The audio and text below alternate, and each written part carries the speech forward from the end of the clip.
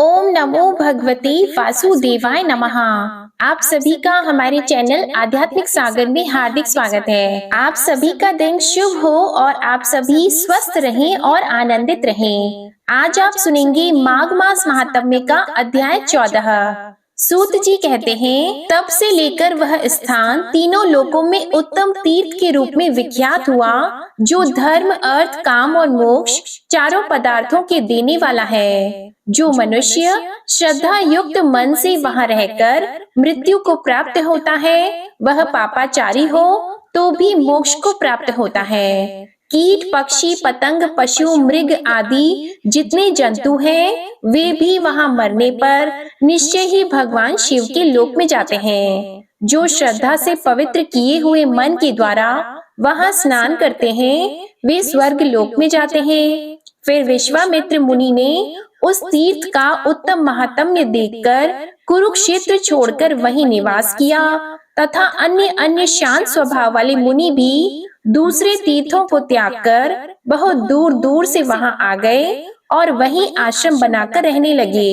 इस प्रकार उस तीर्थ के प्रभाव से सब मनुष्य स्वर्ग को जाने लगे। तब कोई भी न यज्ञ करता था, न व्रत, न दान देता और न दूसरे किसी तीर्थ का सेवन ही करता था। केवल उसी तीर्थ में एकाग्रचित होकर लोग स्नान करते और उत्तम विमान पर चढ़कर स्वर्ग लोक में चले जाते थे। उस समय स्वर्ग लोक मनुष्यों से भर गया। श्रेष्ठ देवताओं से स्पर्धा करने वाले मनुष्यों के द्वारा स्वर्ग को भरपूर हुआ देखकर संवर्तक वायु ने इंद्र की आज्ञा पाकर पृथ्वी तल पर स्थित उस हाटकेश्वर क्षेत्र को चारों ओर से धूल से आच्छादित कर दिया। इस प्रकार वह तीर्थ भूमि केवल स्थल मात्र रह गई। उसके बाद सर्वत्र यज्ञ आदि सत्कर्म होने लगे। फिर पाताल से नाग लोक बिल के मार्ग से मृत्यु लोक में आते, पृथ्वी पर सब ओर घूमते और यहाँ के भोगों का इच्छा अनुसार उपभोग करके फिर उसी मार्ग से अपने निवास स्थान को लौट जाते थे। इससे वह स्थान इस पृथ्वी पर नाग बिल के नाम से विख्यात हुआ। एक समय वज्र के द्वारा वृत्तासुर का वध करने से इंद्र को ब्रह्म हत्या लग गई थी। तब उनको इसका बड़ा दुख हुआ। इस प्रकार दुख को प्राप्त हुए इंद्र एक पर्वत पर चढ़कर मृत्यु का निश्चय करके वहां से अपने शरीर को नीचे गिराना ही चाहते थे कि आकाशवाणी सुनाई दी, इंद्र, ऐसा दुस्साहस न करो। इस पातक से शुद्ध होने के लिए सावधान होकर उपाय सुनो।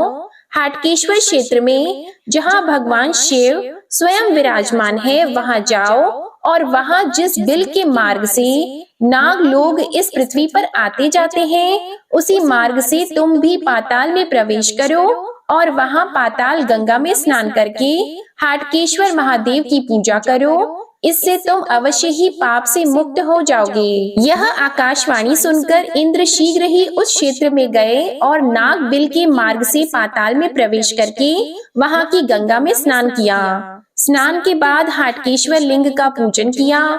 इससे क्षण मात्र में उनका शरीर निर्मल हो गया और तेज भी बढ़ गया। इसी समय ब्रह्मा, विष्णु आदि सब देवता वहां आए और अत्यंत प्रसन्न होकर पाप मुक्त इंद्र से इस प्रकार बोले, देवराज, तुम ब्रह्म हत्या से मुक्त होकर परम पवित्र हो गए हो, अतः आओ हम साथ ही स्वर्ग लोक को चलें। फिर सब देवता स्वर्ग लोक को चले गए। इंद्र को पुनः देवताओं का राज्य प्राप्त हुआ और स्वर्ग में वृत्तासुर के मारे जाने से बड़ा भारी उत्सव मनाया गया। जो कोई मनुष्य एकाग्रचित होकर माघ के महीने में भक्ति पूर्वक इस प्रसंग का कीर्तन और श्रवण करता है, वह जरा मृत्यु से रहित होकर परम धाम को प्राप्त होता है। सूत जी कहते हैं, फिर देवगुरु बृहस्पति जी ने इंद्र से कहा, देवराज, पृथ्वी पर हिमालय नाम से विख्यात एक पर्वत है। उसके 3 पुत्र हैं, मैनाक, नंदीवर्धन और रक्तश्रृंग। उनमें से तीसरे पुत्र रक्तश्रृंग को ले आओ और उसी के द्वारा नाग लोक के इस बिल को भर दो। बृहस्पति जी का यह वचन सुनकर इंद्र हिमालय पर्वत पर गए।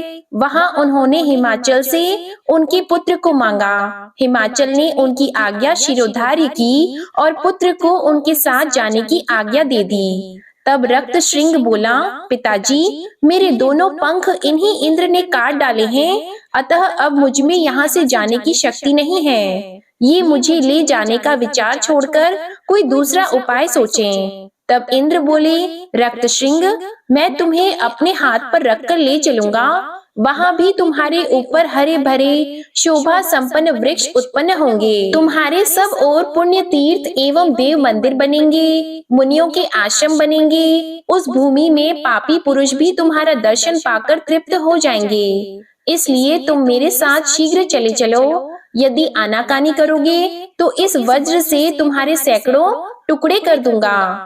इंद्र की यह बात सुनकर रक्त श्रृंग डर गया और सहसा वहां जाकर उस नाग बिल में घुस गया।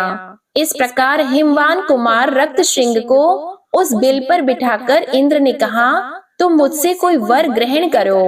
पर्वत बोला, देवेश, मेरे लिए यही वरदान है कि मुझ पर आप संतुष्ट हो। मैं आपके प्रसाद से सुखी हूँ। इंद्र बोले, स्वप्न अवस्था में भी मेरा दर्शन व्यर्थ नहीं जाता, फिर साक्षात दर्शन होने पर कैसे निरर्थक होगा।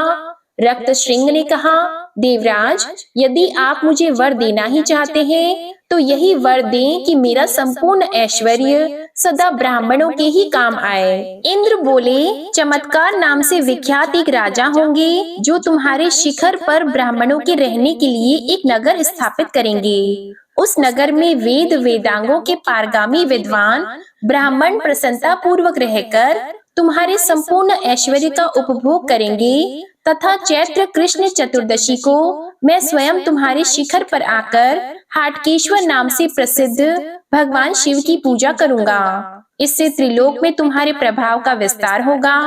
अच्छा, अब मैं स्वर्ग को जाऊंगा, तुम्हारा कल्याण हो। ऐसा कहकर देवराज इंद्र स्वर्ग में चले आए तथा रक्त श्रृंग उस नागबिल को ढककर स्थित हुआ।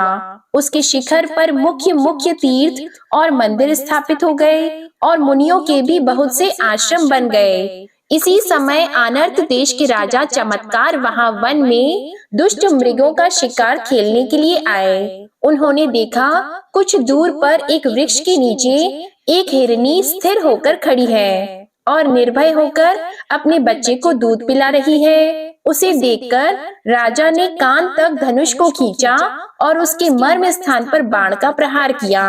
उस बाण से घायल होकर वह हिरनी व्यथा से पीड़ित होकर चारों ओर देखने लगी। इतने में ही थोड़ी दूर पर धनुष धारण किए राजा को देखकर उसने कहा, राजन, यह तुमने बड़ा अनुचित कार्य किया जो कि छोटे बच्चे की माता मुझ दीन हिरनी का वध किया। मैं अपनी मृत्यु के लिए उतना शोक नहीं करती जैसा कि इस दूध पीते दीन मृग छौने के लिए मुझे दुख हो रहा है। तुमने बड़ा निर्दय कर्म किया है, इसलिए तुम इसी समय कोढ़ी हो जाओ। राजा बोले, शिकार खेलना तो राजाओं का धर्म है, अतः अपने धर्म में तत्पर हुए मुझ निर्दोष को तुझे शाप नहीं देना चाहिए। हिरनी बोली, हे राजन, तुम्हारा कहना ठीक है, परंतु शिकार में भी क्षत्रियों के लिए यह विधान है कि जो सोया हुआ हो, मैथुन में आसक्त हो, बच्चे को दूध पिला रहा हो या स्वयं जल पीता हो, ऐसे हिंसक पशु का वध न करे। उसका वध करने पर मनुष्य पाप से लिप्त होता है, इसलिए मैंने तुझे शाप दिया है। ऐसा कहकर व्यथा से पीड़ित हुई हिरनी ने अपने प्राणों को त्याग दिया और राजा चमत्कार भी कोढ़ी हो गए। अपने शरीर को कोढ़ युक्त देखकर दुखी हुए राजा ने सेवकों को बुलाकर कहा, अब मैं तब तक तपस्या और भगवान शिव की पूजा करूंगा जब तक कि मेरे इस कुष्ठ रोग का सर्वथा नाश न हो जाए। ऐसा कहकर उन्होंने अपने सभी सेवकों को विदा कर दिया। सूत जी कहते हैं, फिर राजा चमत्कार तपस्या में तत्पर होकर भिक्षान्न का नियमित आहार करते हुए प्रभास आदि संपूर्ण क्षेत्रों में भ्रमण करने लगे, परंतु उन्हें कहीं कोई ऐसा मंत्र, औषधि या तीर्थ नहीं प्राप्त हुआ जिससे उनके रोग का भली भांति निवारण हो जाए। इससे राजा के मन में बड़ा वैराग्य हुआ और वे अपने मन और बुद्धि को वश में करके उस पुण्य क्षेत्र में अकेले रहने लगे। वे अपने आप गिरे हुए सूखे पत्ते चबाते और रात में भूमि पर सोते थे।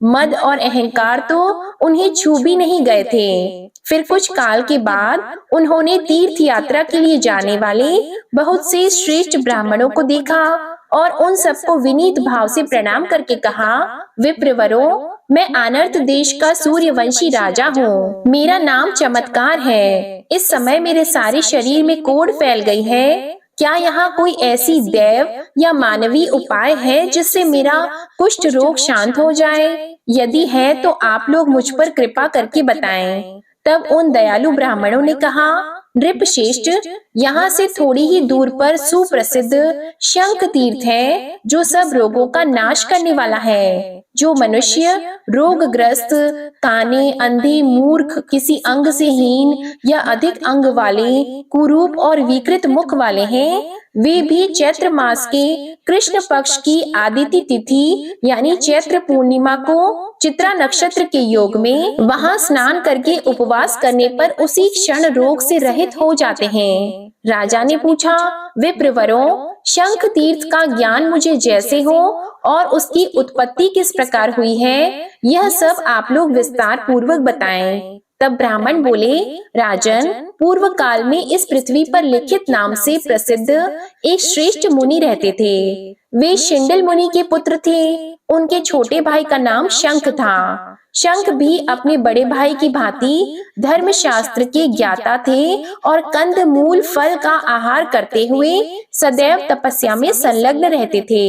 एक दिन शंख भूख से अत्यंत पीड़ित होकर लिखित के आश्रम पर गए। महात्मा लिखित का आश्रम सूना था तो भी ये फल अपने ही हैं, ऐसा मानकर शंख ने बहुत से फल तोड़ लिए और उन्हें खा लिया। इसी समय लिखित अपने शिष्य के साथ वहां आए और शंख को फल लिए हुए देखकर क्रोध पूर्वक बोले, तुमने मेरे दिए बिना ही ये फल कैसे ले लिए?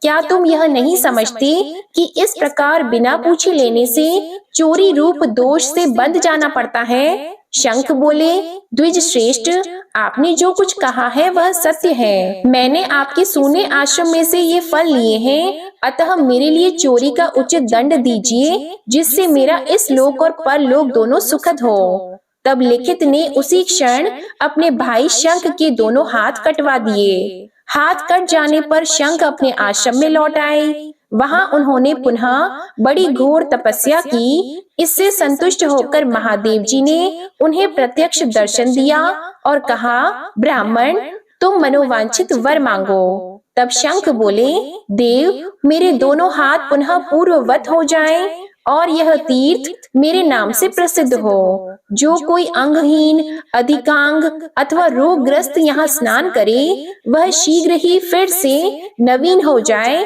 नूतन निर्दोष शरीर प्राप्त कर ले। भगवान शिव ने कहा, विप्रेंद्र, आज से यह तीर्थ तुम्हारे नाम से विख्यात होगा। चैत्र मास के शुक्ल पक्ष में जब चंद्रमा चित्रा नक्षत्र पर स्थित हो, उस समय जो कोई न्यूनांग या अधिकांग मनुष्य भी यहाँ स्नान करेगा, वह स्वर्ण के समान गौर और सर्वांग सुंदर हो जाएगा। उस दिन वहाँ श्राद्ध करने से पितर लोग उत्तम तृप्ति को प्राप्त होंगे। विप्रवर, आज चैत्र मास का शुक्ल पक्ष है। आज तीसरे पहर चंद्रमा का चित्रा नक्षत्र से योग हो जाएगा। उस समय उपवास पूर्वक भली भांति स्नान करने पर तुम्हारे दोनों हाथ तत्काल पूर्ववत सुंदर रूप से युक्त हो जाएंगे। ऐसा कहकर भगवान शिव अंतर ध्यान हो गए और शंख मुनि ने दिन के तीसरे पहर में स्नान किया। स्नान करते ही उनके दोनों हाथ पूर्ववत हो गए। हे नृपश्रेष्ठ, इसलिए तुम भी चैत्र शुक्ल पक्ष में जब चंद्रमा चित्रा नक्षत्र पर स्थित हो, उस तीर्थ में स्नान करो। इससे तुम सब रोगों से मुक्त हो जाओगे, इसमें तनिक भी संशय नहीं है। इस तीर्थ के लिए जो समय और योग बताया गया है, उसके प्राप्त होने पर हम साथ चलकर तुमको उस तीर्थ का दर्शन कराएंगे। सूत जी कहते हैं, फिर कुछ दिनों के बाद चैत्र शुक्ल पक्ष आया और चित्रा नक्षत्र में चंद्रमा के योग से युक्त चतुर्दशी तिथि प्राप्त हुई। तब वे राजा के हितैषी ब्राह्मण उन्हें साथ लेकर उसी समय शंख तीर्थ में गए। वहां राजा ने अपने मन में कुष्ठ रोग के नाश का संकल्प लेकर बड़ी श्रद्धा भक्ति से विधि पूर्वक स्नान किया।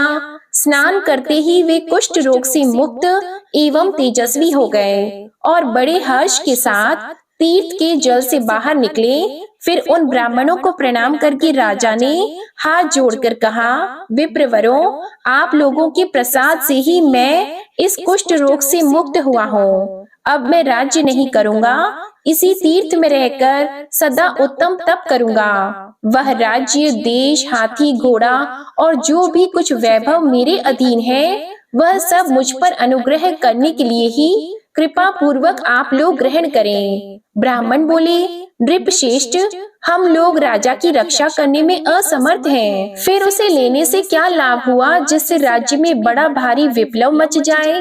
पूर्व काल में जमदग्नि नंदन परशुराम ने 21 बार इस पृथ्वी को क्षत्रियों से हीन करके हम ब्राह्मणों को सौंप दिया था, परंतु बलवान क्षत्रियों ने फिर समस्त ब्राह्मणों का तिरस्कार करके अनायास ही बार बार इसे छीन लिया था। तब राजा ने कहा, विप्रवरों, मैं तपस्या में स्थित होकर भी आप लोगों की रक्षा करता रहूंगा, अतः इस कार्य में आप लोगों को किसी प्रकार भय नहीं मानना चाहिए। ब्राह्मण बोले, यदि आपके मन में हमें कुछ देने की दृढ़ श्रद्धा है तो इस महापुण्यमय क्षेत्र में एक श्रेष्ठ नगर का निर्माण करा के उसे दें। वह श्रेष्ठ नगर 4 दीवारी और खाई से घिरा हुआ हो, जिससे हम वहाँ सुख पूर्वक रहें और तीर्थ स्थान किया करें। हम सब लोग सदा वेदों के स्वाध्याय में तत्पर और गृहस्थ धर्म का पालन करने वाले हैं, अतः हमें गृह की आवश्यकता है। यह सुनकर राजा ने बहुत अच्छा कहकर उनकी आज्ञा स्वीकार की और उस स्थान में एक बहुत बड़े नगर का निर्माण कराया। नगर के चारों ओर ऊंची ऊंची 4 दीवारी और गहरी खाई तैयार कराई गई।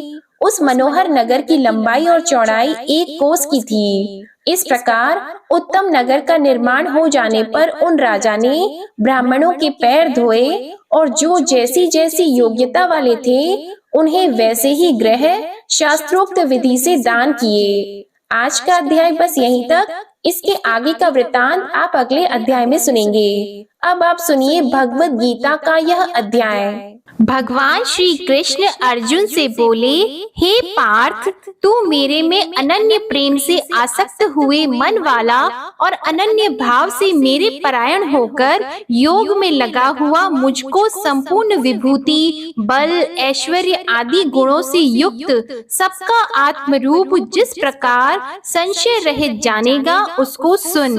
मैं तेरे लिए इस रहस्य सहित तत्व ज्ञान को संपूर्णता से कहूँगा कि जिसको जानकर संसार में फिर और कुछ भी जानने योग्य शेष नहीं रहता है। हजारों मनुष्यों में कोई ही मनुष्य मेरी प्राप्ति के लिए यत्न करता है और उन यत्न करने वाले योगियों में भी कुछ ही पुरुष मेरे परायण हुआ मेरे को तत्व से जानता है, अर्थात यथार्थ मर्म से जानता है। हे अर्जुन, पृथ्वी, जल, अग्नि, वायु और आकाश तथा मन, बुद्धि और अहंकार भी ऐसे यह 8 प्रकार से विभक्त हुई मेरी प्रकृति है। यह 8 प्रकार के भेदों वाली तो अपरा है, अर्थात मेरी जड़ प्रकृति है। और हे महाबाहो, इससे दूसरे को मेरी जीव रूपा परा अर्थात चेतन प्रकृति जान कि जिससे यह संपूर्ण जगत धारण किया जाता है। हे अर्जुन, तू ऐसा समझ कि संपूर्ण भूत इन दोनों प्रकृतियों से ही उत्पत्ति वाले हैं और मैं संपूर्ण जगत का उत्पत्ति तथा प्रलय रूप हूँ, अर्थात संपूर्ण जगत का मूल कारण हूँ। इसलिए हे धनंजय, मेरे सिवा किंचन मात्र भी दूसरी वस्तु नहीं है। यह संपूर्ण जगत सूत्र में सूत्र के मणियों के सदृश मेरे में गुथा हुआ है। हे अर्जुन, जल में मैं रस हूँ तथा चंद्रमा और सूर्य में प्रकाश हूँ और संपूर्ण वेदों में ओंकार हूँ तथा आकाश में शब्द और पुरुषों में पुरुषत्व हूँ। पृथ्वी में पवित्र गंध और अग्नि में तेज हूँ और संपूर्ण भूतों में उनका जीवन हूँ, अर्थात जिससे वे जीते हैं वह मैं हूँ और तपस्वियों में तप हूँ। हे अर्जुन, तू संपूर्ण भूतों का सनातन कारण मेरे को ही जान। मैं बुद्धिमानों की बुद्धि और तेजस्वियों का तेज हूँ। हे भरत श्रेष्ठ, मैं बलवानों का आसक्ति और कामनाओं से रहित बल अर्थात सामर्थ्य हूँ और सब भूतों में धर्म के अनुकूल अर्थात शास्त्र के अनुकूल काम हूँ। और भी जो सत्व गुण से उत्पन्न होने वाले भाव हैं और जो रजोगुण से तथा तमोगुण से होने वाले भाव हैं, उन सबको तू मेरे से ही होने वाले हैं ऐसा जान, परंतु वास्तव में उनमें मैं और वे मेरे में नहीं हैं। गुणों के कार्य रूप सात्विक, राजस और तामस, इन तीनों प्रकार के भावों से अर्थात राग, द्वेष आदि विकारों से और संपूर्ण विषयों से यह सब संसार मोहित हो रहा है। इसलिए इन तीनों गुणों से परे मुझ अविनाशी को तत्व से नहीं जानता, क्योंकि यह अलौकिक अर्थात अति अद्भुत त्रिगुणमयी मेरी योग माया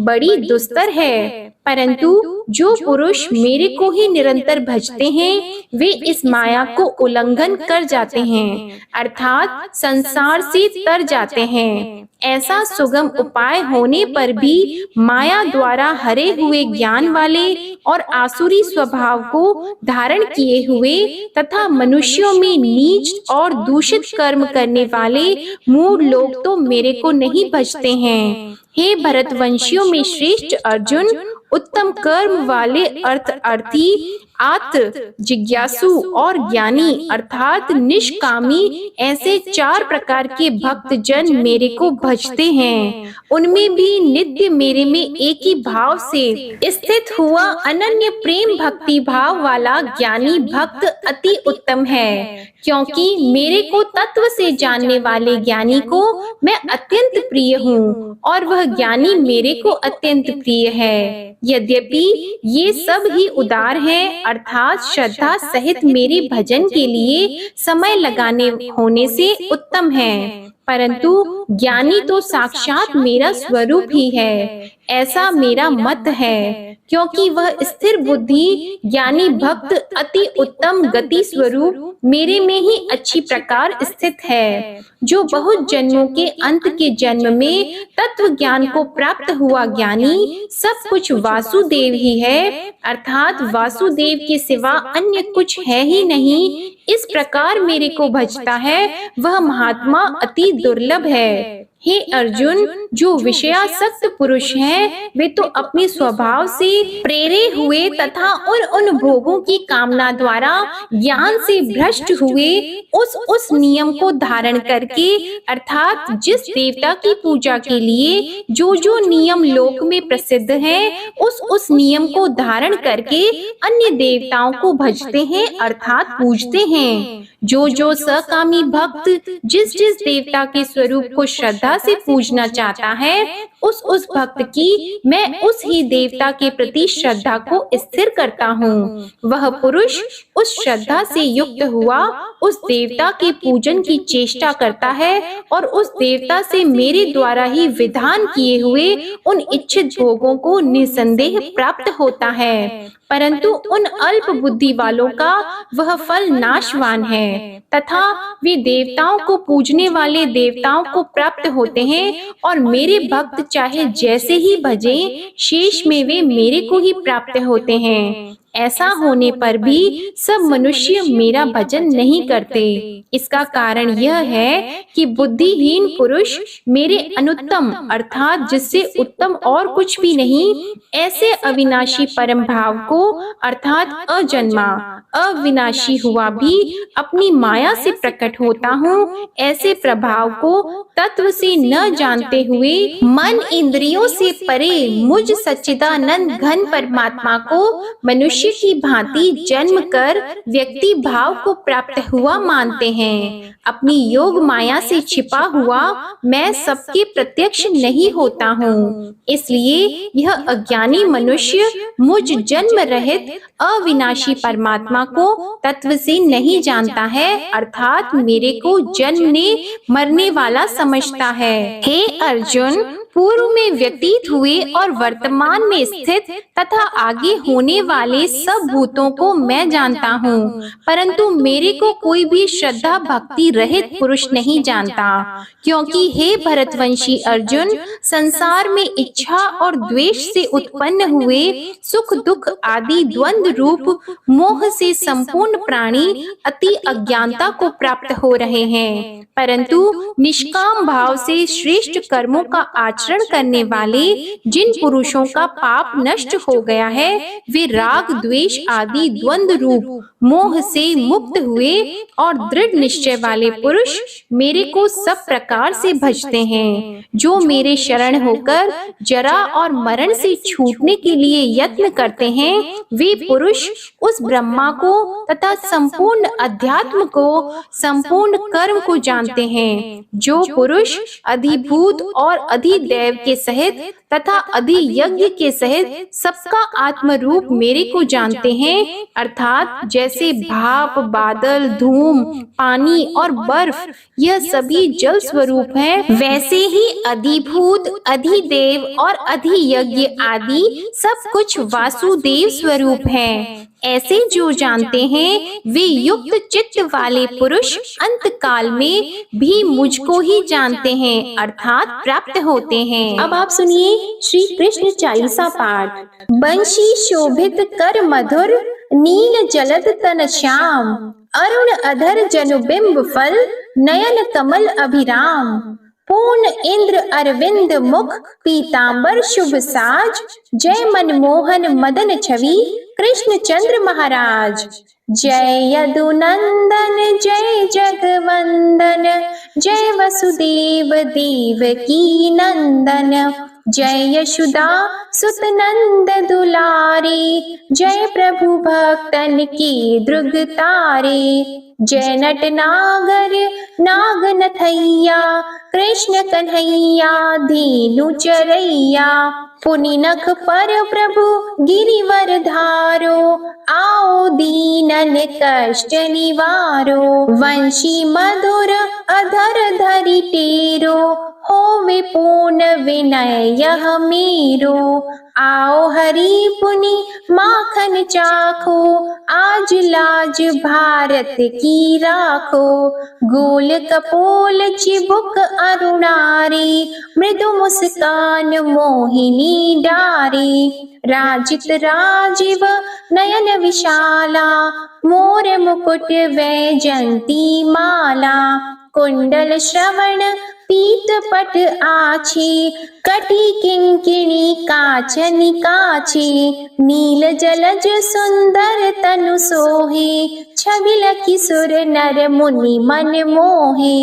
मस्तक तिलक अलक घुंघराली, आओ कृष्ण बांसुरी वाली। करि पय पान पुत नहीं तारियो, अका बका का गासुर मारियो। मधुवन जलत अगिन तब ज्वाला, भय शीतल लखतहि नंद लाला।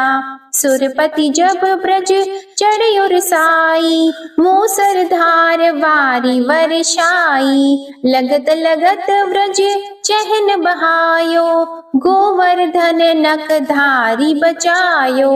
लखी यशोदा मन भ्रम अधिकाई, मुख मंद 14 भुवन दिखाई। दुष्ट कंस अति उधम मचायो, कोटि कमल जब फूल मंगायो।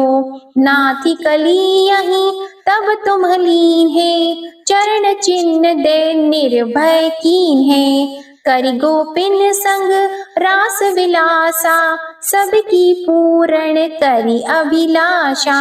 केतिक महा असुर संहार्यो, कंस ही केस पकड़ी दे मार्यो। मात पिता की बंदी छुड़ाई, उग्रसेन कह राज दिलाई। महिषी मृतक छहो सुत लायो, मातु देव की शोक मिटायो। भौमासुर मुर दैत्य सहारी, लाए शत दश सहस कुमारी। देवी मही तृण चीर सहारा, जरा सिंधु राक्षस कहि मारा। असुर बकासुर आदिक मार्यो, भक्तन के तब कष्ट निवार्यो। दीन सुदामा की दुख टार्यो, तंदुल 3 मूठ मुख डार्यो। श्री कृष्ण चालीसा समाप्त होती है। प्रेम से बोलिए भगवान श्री कृष्ण की जय। आपको आज की कथा पसंद आए, वीडियो पसंद आए तो इसे लाइक कीजिएगा, शेयर कीजिएगा, चैनल को सब्सक्राइब कीजिएगा और कमेंट में भगवान श्री कृष्ण जी की जय भी जरूर लिखिएगा।